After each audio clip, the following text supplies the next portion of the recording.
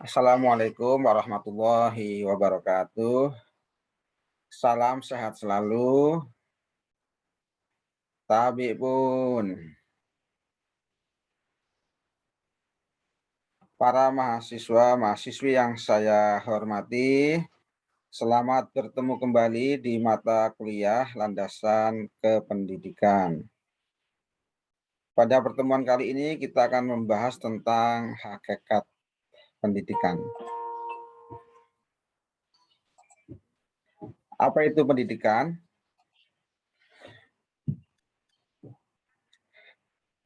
Mengenai pendidikan memang banyak mengandung aspek dan sifatnya sangat kompleks, maka tidak ada sebuah batasan pun yang cukup memadai untuk menjelaskan hakikat pendidikan secara lengkap.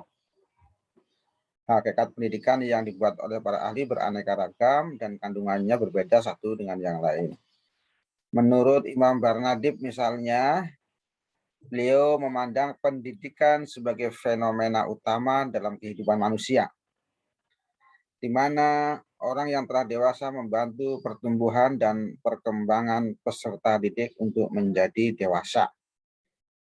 Jadi menurut beliau adalah pendidikan itu adalah fenomena yang sangat utama dalam kehidupan manusia, di mana manusia dianggap belum dewasa dan setelah mendapatkan pendidikan, maka peserta didik akan tumbuh menjadi orang yang dewasa.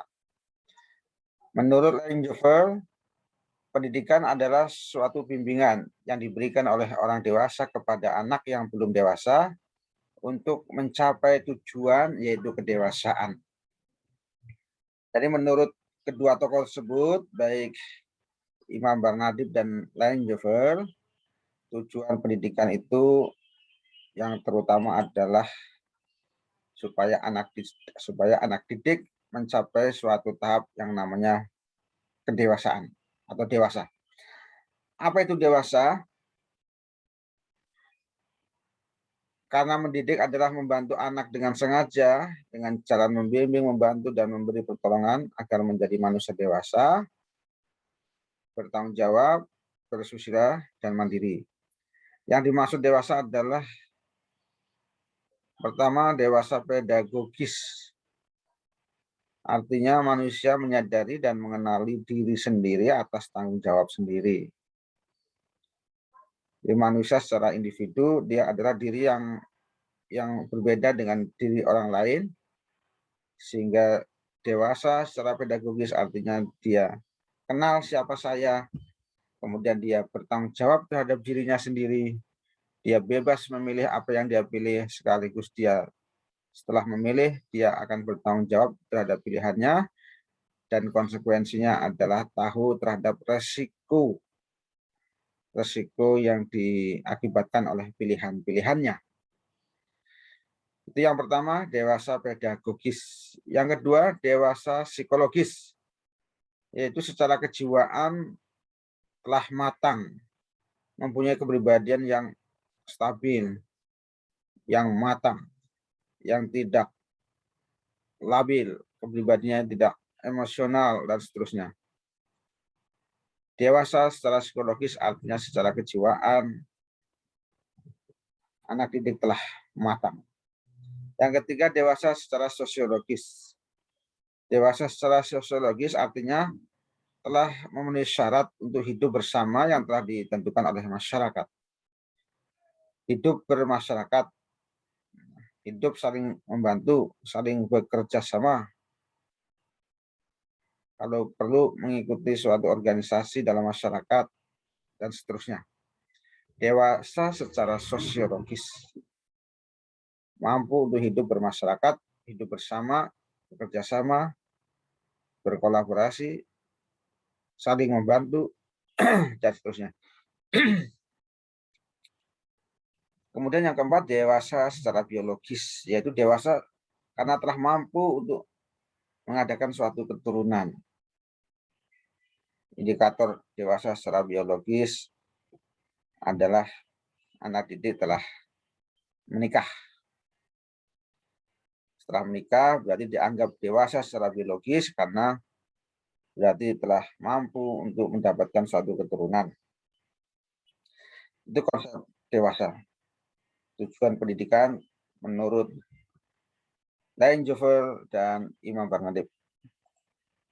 Kemudian menurut Crow and Crow, pendidikan sebagai proses yang berisi berbagai macam kegiatan yang cocok bagi individu untuk kehidupan sosialnya dan membantu meneruskan adat dan budaya serta kelembagaan sosial dan dari generasi ke generasi. Tentu kita tahu pendidikan itu suatu kegiatan, proses belajar mengajar. Menurut Crow and Crow, tujuannya adalah supaya individu memiliki kecocokan di dalam kehidupan sosialnya, kemudian meneruskan adat istiadat, budaya, serta kelembagaan dari generasi ke generasi. Jadi pendidikan adalah merupakan suatu sistem untuk memelihara nilai-nilai budaya, adat istiadat, sosial dalam suatu masyarakat sehingga sifatnya kontinu, tidak terputus. Menurut Hajar Dewantoro, pendidikan merupakan tuntunan di dalam hidup tumbuhnya anak-anak. Yang dimaksud dengan pendidikan yaitu menuntun segala kekuatan kodrat yang ada pada anak-anak itu agar mereka sebagai manusia dan sebagai anggota masyarakat dapat mencapai keselamatan dan kebahagiaan yang setinggi-tingginya. Jadi intinya pendidikan merupakan tuntunan supaya anak punya potensi itu berkembang secara maksimal, supaya manusia itu menjadi anggota masyarakat, kemudian selamat, bahagia. Bahagia yang setinggi-tingginya tidak hanya dunia, tapi juga akhirat. Kemudian menurut Diyarkara, pendidikan adalah upaya memanusiakan manusia muda. Diyarkara menyebutnya sebagai proses hominisasi dan humanisasi. Apa itu hominisasi? Pengembangan hidup manusia sebagai makhluk hidup. Humanisasi adalah proses manusia mendapatkan ilmu pengetahuan teknologi dan penerapannya sehingga ia mampu menjalankan hidupnya sebagai manusia dan membudayakan diri. Humanisasi adalah proses memanusiakan manusia. Hominisasi adalah proses pengembangan manusia sebagai makhluk hidup. Nah, jadi pendidikan menurut Diyarkara adalah bagaimana mengupayakan manusia menjadi manusia muda. Manusia muda itu manusia yang memiliki proses ingin menjadi manusia yang sesungguhnya, yang disebut dengan proses hominisasi dan humanisasi. Kemudian menurut Umar, Tirta Raharja dan Lasuda, pendidikan diartikan sebagai proses transformasi budaya atau pewaris budaya dari satu generasi ke generasi yang lain. Kemudian pendidikan sebagai proses pembentukan pribadi, kegiatan yang sistematis dan sistemik terarah kepada terbentuknya kepribadian peserta didik. Kemudian yang ketiga, pendidikan sebagai proses penyiapan warga negara, kegiatan yang terencana untuk membekali peserta didik agar menjadi warga negara yang baik. Kemudian pendidikan sebagai penyiapan tenaga kerja. Jadi pendidikan sebagai pewaris budaya, supaya budaya-budaya dalam masyarakat tidak hilang. Kemudian juga pendidikan itu membantu pembentukan pribadi yang utuh, yang berkarakter. Kemudian pendidikan juga sebagai penyiapan warga negara yang baik, supaya menjadi warga negara yang tidak memberontak kepada pemerintah dan semisalnya. Kemudian juga pendidikan itu menyiapkan tenaga kerja supaya anak didik memiliki keterampilan tertentu sehingga mampu bekerja dan hidup di tengah-tengah masyarakat. Adapun pendidikan menurut Undang-Undang Nomor 20 Tahun 2003 tentang Sistem Pendidikan Nasional, diartikan pendidikan adalah usaha sadar dan terencana untuk mewujudkan suasana belajar dan proses pembelajaran agar peserta didik secara aktif mengembangkan potensi dirinya untuk memiliki kekuatan spiritual keagamaan, pengendalian diri, kepribadian, kecerdasan, akhlak mulia, serta yang serta keterampilan yang diperlukan dirinya, masyarakat, bangsa, dan negara. Ya, tujuan pendidikan ya, pengertian pendidikan menurut Undang-Undang Nomor 20 Tahun 2003 tentang Sistem Pendidikan Nasional. Usaha sadar dan terencana, jadi disengaja dan ada planning untuk mewujudkan suasana belajar dan proses pembelajaran supaya anak didik aktif mengembangkan potensi dirinya untuk supaya memiliki kekuatan spiritual keagamaan, pengendalian diri, kepribadian, kecerdasan, akhlak mulia, dan seterusnya. Itu pendidikan menurut Undang-Undang Sistem Pendidikan Nasional. Klasifikasi manusia. Ini manusia berbeda dengan binatang kemarin. Yang pertama, klasifikasi manusia itu ada educable animal, yaitu manusia adalah makhluk yang dapat dididik. Berbeda dengan hewan, mereka dididiknya secara insting. Kalau manusia bisa dididik karena memiliki akal, sehingga bisa berpikir sebab akibat. Yang kedua, manusia animal educandum. Manusia itu adalah makhluk yang harus dididik. Kenapa harus dididik? Ya, karena manusia memiliki akal. Dan akal itu kemudian yang membedakan manusia dengan makhluk yang lain. Jangan sampai manusia punya akal, kemudian perilakunya sama dengan hewan yang tidak punya akal. Sehingga manusia harus dididik supaya menjadi manusia, bukan hewan. Yang ketiga, homo education. Manusia itu dapat menerima atau memberikan pendidikan. Manusia bisa menjadi guru, bisa menjadi siswa. Ya. Konsep dasar pendidikan yang pertama, lifelong education. Pendidikan itu berlaku seumur hidup, jadi tidak hanya sekolah saja. Pendidikan itu ada informal, non formal, ada formal. Ya. Informal di dalam keluarga, formal di sekolah yang resmi, non formal di kursus-kursus dan sebagainya. Jadi pendidikan itu pada dasarnya adalah mulai sejak lahir sampai dengan mati. Tidak ada istilah berhenti dalam pendidikan.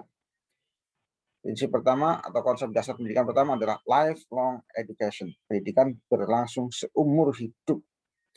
Jadi kita sebagai manusia jangan sampai pernah berpikiran kita selesai dalam belajar. Sudah selesai S1, apalagi baru S1, S2, S3, S3, bahkan profesor sekalipun harus tetap selalu belajar dan belajar sampai mati. Apalagi yang belum profesor, apalagi yang belum doktor, apalagi yang belum magister, dan seterusnya. Yang kedua, konsep dasar pendidikan adalah tanggung jawab. Pendidikan itu adalah tanggung jawab bersama. Tidak bisa tanggung jawab pendidikan hanya dibebankan kepada guru atau sekolah, atau tanggung jawab pendidikan hanya dibebankan kepada negara, masyarakat. Tidak bisa. Atau tanggung jawab pendidikan hanya dibebankan kepada keluarga saja, juga tidak bisa. Jadi tanggung jawab pendidikan itu adalah tanggung jawab bersama pada semua lapisan masyarakat. Tentunya yang pertama adalah keluarga, baru sekolah, yang ketiga masyarakat, baru negara sebagai fasilitator. Oleh karenanya, nomor 3 adalah pendidikan adalah suatu keharusan atau wajib. Manusia dididik saja, manusia yang berpendidikan saja, masih saja belum menjamin dia menjadi manusia yang baik. Bagaimana kalau manusia yang tidak dididik untuk menjadi orang yang baik? Ya, logikanya begitu. Kenapa pendidikan harus? Karena manusia dipengaruhi oleh banyak faktor. Manusia yang berpendidikan belum tentu menjadi orang yang baik, apalagi manusia yang tidak berpendidikan. Jadi pendidikan adalah suatu proses untuk menjadikan manusia menjadi manusia yang baik, ya. Baik terhadap dirinya, terhadap keluarganya, terhadap masyarakatnya, terhadap bangsa dan negara, dan seterusnya. Oleh karenanya pendidikan adalah suatu keharusan bagi manusia. Pendidikan, yang pertama, pendidikan bersifat deskriptif normatif, artinya pendidikan menggambarkan norma yang diharapkan.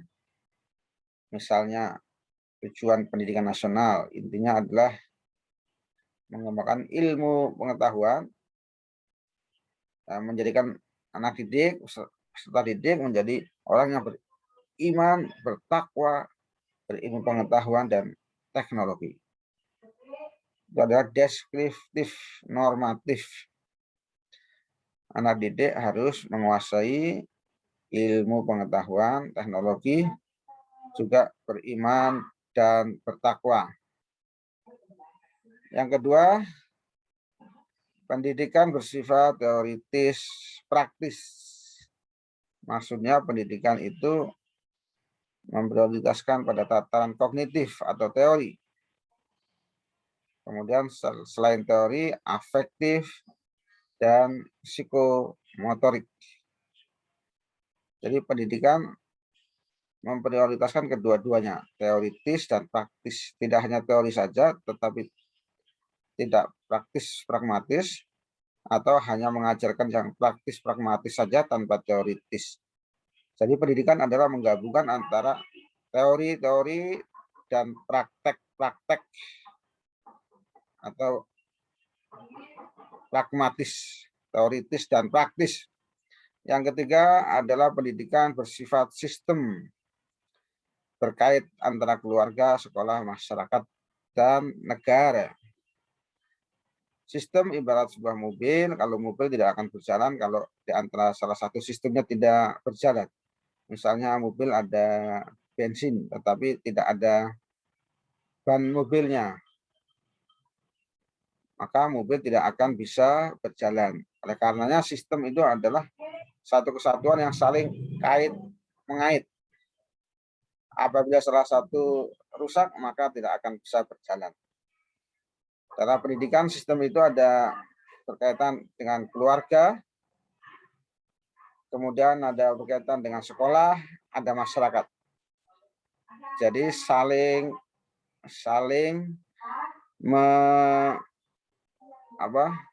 berkaitan antara sistem yang ada dalam keluarga, bagaimana keluarga mendidik anak, kemudian sekolah, bagaimana sistem pendidikan di sekolah, juga bagaimana sistem di masyarakat.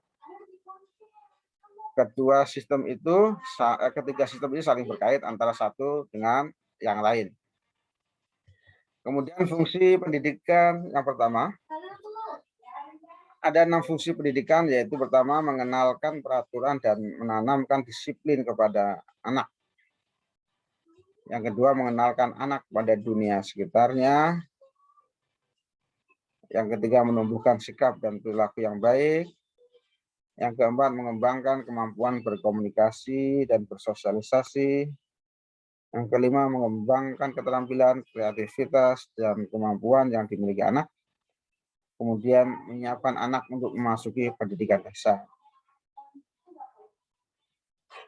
Fungsi pendidikan. Yang terakhir, faktor pendidikan.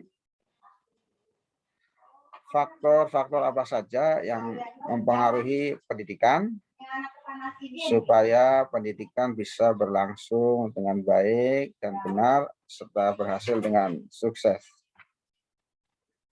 Yang pertama, faktor tujuan pendidikan.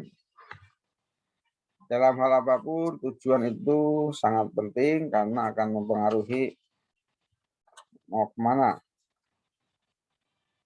kita berjalan.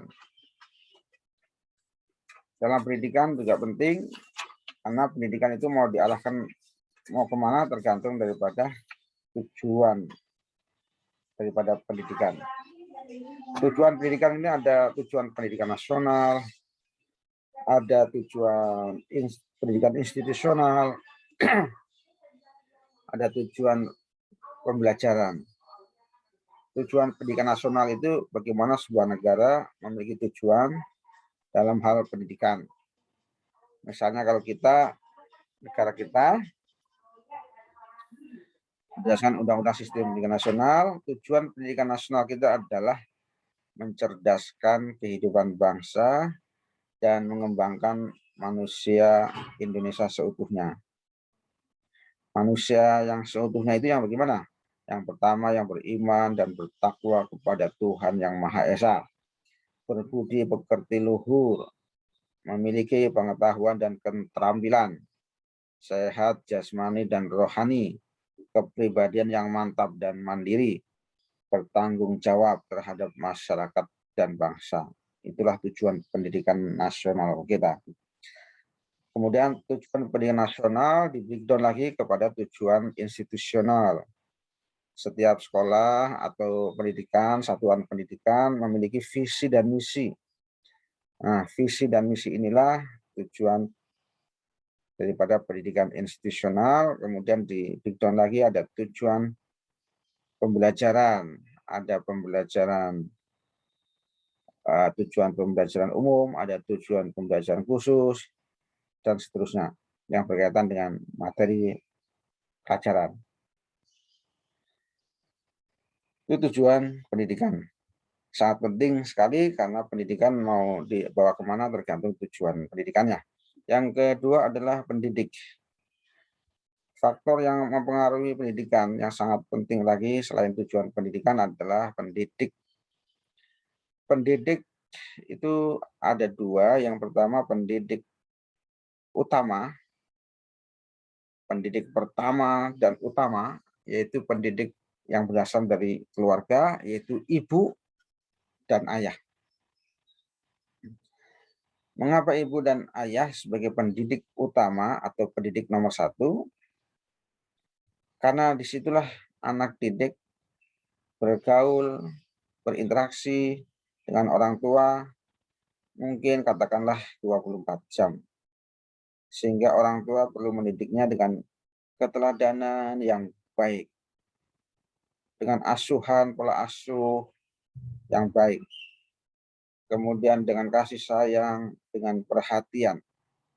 Kalau semua kebutuhan anak didik di lingkungan keluarga, ayah dan ibu sudah berhasil, maka insya Allah di sekolah hanya tinggal melanjutkan apa yang telah dilakukan oleh orang tua, ayah dan ibu sebagai pendidik pertama tadi. Yang pendidik yang kedua, tadi ibu dan bapak pendidik pertama, pendidik yang kedua baru guru. Guru yaitu orang yang mendapatkan amanah dari orang tua untuk mendidik anaknya. Karena faktor kesempatan dan waktu, orang tua tidak mungkin mendidik anaknya dan faktor-faktor lain. Maka orang tua menitipkan anaknya kepada suatu lembaga pendidikan atau sekolah, kepada orang lain, yaitu namanya guru. Oleh karenanya, karena guru dititipkan oleh orang tua untuk mendidik anaknya, maka sifatnya anak adalah sebagai amanah untuk dibentuk sesuai dengan tujuan pendidikan. Orang tua menitipkan anaknya kepada guru tentunya ingin supaya anaknya dididik sesuai dengan tujuan pendidikan yang orang tua inginkan. Oleh karenanya, kepercayaan orang tua terhadap guru yang sangat besar itu harus dijaga sehingga guru dan lembaga pendidikan harus amanah dan bisa dipercaya oleh orang tua. Yang ketiga, anak didik. Setiap orang yang menerima pengasuhan dari seseorang atau kelompok orang agar menjalankan kegiatan pendidikan, itulah anak didik. Atau pribadi yang belum dewasa, yang tadi pribadi yang belum dewasa, yang diserahkan kepada tanggung jawab pendidikan supaya menjadi orang dewasa tadi ya. Jadi anak didik ini siswa yang secara filosofis atau asumsinya siswa belum memiliki kedewasaan. Baik itu kedewasaan pedagogik tadi ya, kedewasaan sosiologis, kedewasaan biologis ya, dan sebagainya. Sehingga karena belum dewasa tadilah Maka orang tua berharap supaya anak didik dicetak menjadi orang yang lebih dewasa. Kemudian yang keempat adalah alat dan media pendidikan. Alat pendidikannya ada alat yang sifatnya software, ada yang hardware. Ada yang perangkat lunak, ada yang perangkat keras. Yang lunak berkaitan dengan perbuatan pendidikan, yaitu hukuman. Jadi alat dan media pendidikan bisa berbentuk hukuman. Siswa yang melanggar aturan atau sanksi juga sebagai proses pembelajaran harus dihukum sesuai dengan aturan yang berlaku supaya menjadi efek jera bagi siswa yang lain. Kemudian sebaliknya ganjaran. Siswa yang memperoleh prestasi yang baik perlu diapresiasi dengan memberikan reward atau ganjaran, bisa berupa beasiswa atau pujian dan seterusnya. Kemudian ada perintah, ada larangan. Perintah misalnya membuat suatu tugas, atau semisalnya kalau larangan hal-hal apa saja yang dilarang di dalam proses kegiatan belajar mengajar, perlu ada aturan yang tegas. Kemudian nasihat yang baik, motivator supaya anak didik terinspirasi untuk belajar, untuk giat belajar, termotivasi untuk belajar sehingga prestasinya meningkat dan seterusnya. Kemudian kebiasaan-kebiasaan, misalnya sebelum masuk sekolah, kepala sekolah atau guru berdiri di depan pintu gerbang, kemudian salaman salaman dengan anak didik dan seterusnya. Tetapi ada juga perangkat-perangkat yang sifatnya hardware. Hardware misalnya ada sarana, ada prasarana. Bagaimana lokasi gedung sekolah. Jangan sampai gedung sekolah ada beberapa kasus orang mau masuk sekolah saja tidak bisa karena dipagar temboknya di daerah mana itu, sehingga dia harus naik beberapa meter, 2 meter, naik tangga baru bisa masuk sekolah ya. Sekolah harus strategis lokasinya. Ya. Kalau bisa sekolah harus ada punya lapangan sepak bola dan seterusnya ya. Sehingga anak-anak bisa melaksanakan olahraga di lapangan itu. Lapangan sepak bola dan seterusnya. Jadi sarana prasarana ini penting dalam rangka untuk menunjang yang software tadi, kegiatan belajar mengajar ya. Bagaimana keadaan AC-nya, meja, kursi, dan seterusnya itu berkaitan dengan kenyamanan di dalam proses belajar mengajar. Kemudian yang kelima, isi atau materi pendidikan. Isi atau materi pendidikan ini berkaitan dengan apa yang akan disampaikan oleh guru terhadap anak didiknya. Oleh karenanya isi atau materi pendidikan itu harus memenuhi syarat, antara lain harus sesuai dengan tujuan pendidikan. Yang kedua, materi atau isi pendidikan harus sesuai dengan kemampuan anak didik. Jangan sampai kita memberikan isi atau materi pendidikan tidak sesuai dengan kemampuan peserta didik. Ya. Bisa membedakan antara materi pelajaran yang itu digunakan untuk anak-anak SD, SMP, SMA, atau perguruan tinggi harus berbeda. Karena kemampuan anak didik tentunya antara SD, SMP, SMA, dan perguruan tinggi tentu berbeda. Yang keenam adalah lingkungan. Lingkungan di mana anak didik setiap harinya tinggal. Nah, ada lingkungan alam, ada lingkungan sosial, atau lingkungan sosial, ada lingkungan non-sosial. Lingkungan alam atau non-sosial itu bagaimana kondisi lingkungan alam bisa menciptakan suatu kondisi yang kondusif dalam proses pembelajaran. Tentunya kalau sedang terjadi tsunami atau gempa bumi atau kebakaran, kebanjiran, ya, macet, dan seterusnya itu sangat tidak kondusif. Ya. Bagaimana mau belajar kalau misalnya rumahnya kebakaran? Bagaimana mau belajar kalau banjir, kondisi sekolah banjir? Bagaimana belajar kalau tsunami, ya, habis tsunami, rata dengan tanah? Bagaimana mau belajar kalau gempa bumi atau macet dan seterusnya, ya? Jadi faktor alam ini mempengaruhi juga proses belajar mengajar. Kemudian lingkungan yang kedua, lingkungan sosial. Lingkungan sosial, ya, lingkungan di dalam keluarga, teman sebaya, ya. Dalam lingkungan keluarga bagaimana orang tua bisa menjadi teladan yang sesungguhnya. Kalau orang tua menyuruh anaknya jangan merokok, kemudian orang tua merokok, bagaimana efektivitas dari pendidikan terhadap anaknya? Orang tua melarang anaknya merokok, sementara dianya merokok. Nah, ini kan bertolak belakang, membuat anak bingung. Lingkungan dalam keluarga penting, kemudian teman sebaya juga penting. Biasanya anak-anak lebih cenderung mendengarkan teman sebaya daripada orang tua. Nah, malah begitu biasanya, ya. Makanya teman sebaya ini penting, oleh karenanya orang tua harus mengontrol anak-anaknya supaya bergaul hanya dengan teman-teman yang baik saja. Ya. Kemudian lingkungan sekolah, di sekolah, ya, berpengaruh juga, lingkungan di masyarakat sampai negara.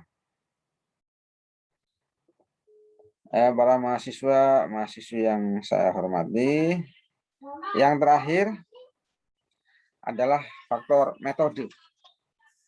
Metode itu adalah suatu cara yang dilakukan oleh pendidik dalam menyampaikan suatu pendidikan pada anak didiknya. Sehingga guru harus menguasai metode-metode dalam proses belajar mengajar. Ada metode ceramah, ada metode diskusi, ada metode tanya jawab, ada metode pemberian tugas, metode karya wisata, dan lain sebagainya. Metode-metode tersebut harus dikuasai oleh guru, yang tujuannya adalah bagaimana supaya anak didik tidak jenuh, tidak bosan, nah, dalam proses kegiatan belajar mengajar. Sekali lagi, guru harus memiliki kemampuan untuk menguasai metode dalam pembelajaran sehingga anak didik merasa menyenangkan dalam belajarnya, tidak jenuh, tidak membosankan, tidak monoton, dan seterusnya. Para mahasiswa-mahasiswi sekalian, mungkin itu sementara yang bisa saya sampaikan. Kurang lebihnya mohon maaf, kita bertemu di lain waktu. Sekian, assalamualaikum warahmatullahi wabarakatuh.